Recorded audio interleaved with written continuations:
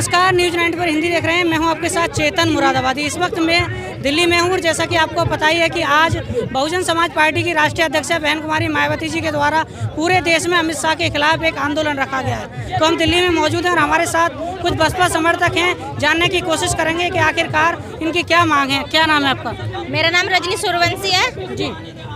क्या करने आए हैं यहाँ पर आज हम यहाँ पे जो बाबा साहब के खिलाफ अमित शाह ने जो संसद में बयान बोला था उसके खिलाफ हम धरना प्रदर्शन करने आए हैं। उनसे हमारी यही मांग है अमित शाह जी से वो पूरे देश के सामने आके माफी मांगे। तो उन्होंने क्या गलत बोला था? उन्होंने ये बोला था कि जो दलित समाज इतना अम्बेडकर करता है, इतना भगवान का नाम लेता तो स्वर्ग में पहुंच जाता। तो ये एक उनका टारगेट दलित समाज को लेकर ही क्यों था और फिर सारी बात कि बाबा साहब को लेकर ही क्यों था। बाबा साहब तो हमारे पूरे आदर्श हैं, उन्हीं के तहत आज हम बोल रहे हैं, यहाँ पे निकले हुए हैं। जो भी आज हम कार्य कर रहे हैं सब उन्हीं की बदौलत है। अगर बाबा साहब संविधान में हम औरतों के खिलाफ, औरतों के लिए हमारे लिए संविधान में आरक्षण या सब कुछ जो भी हमारे लिए उन्होंने दिया संविधान में, वो नहीं होता तो हम बोल नहीं पाते आज यहाँ पे। नहीं तो क्या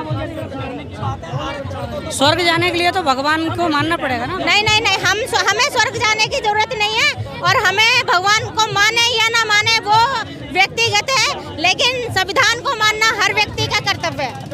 भगवान को मानना ना मानना ये अपने हर व्यक्ति की आज़ादी और वो माने या ना माने, लेकिन संविधान को मानना हर व्यक्ति को पड़ेगा।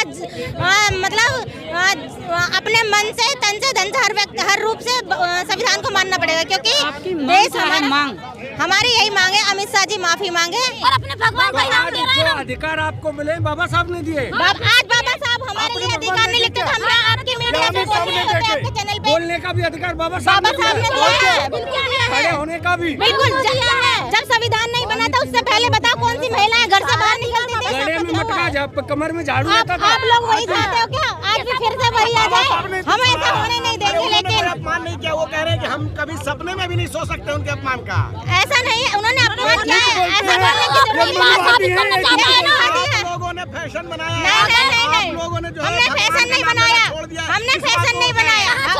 बाबा साहब हमारे भगवान बाबा साहब है।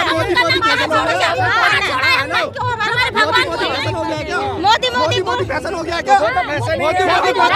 हमारे बाबा साहब हमारे लिए भगवान है, हमारे देवता है, हमें अधिकार दिया है, पानी का हर चीज का अधिकार बाबा साहब ने दिया है। बाबा साहब ने दिया है। और क्या? 2014 के बाद से सब कुछ मिल रहा है।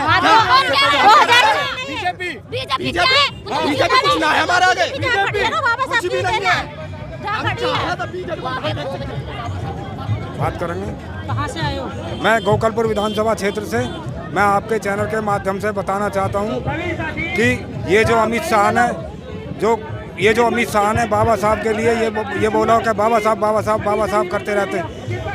मैं बताता हूँ कि अमित शाह ये बहुत बड़ा गुंडा है और इसने ये जो बात कही है बहुत गलत कही है।